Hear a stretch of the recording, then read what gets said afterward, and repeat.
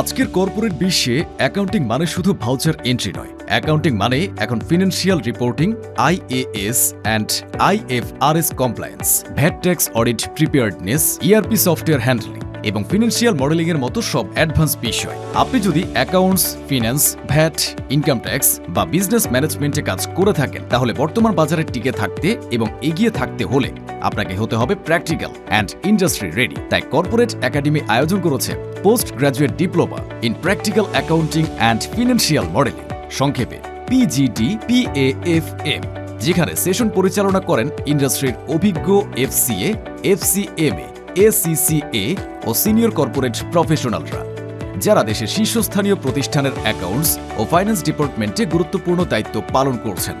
সাপ্তাহিক শুক্রবার সরাসরি ক্লাস পরিচালিত হয় কর্পোরেট একাডেমির নিজস্ব ক্যাম্পাসে।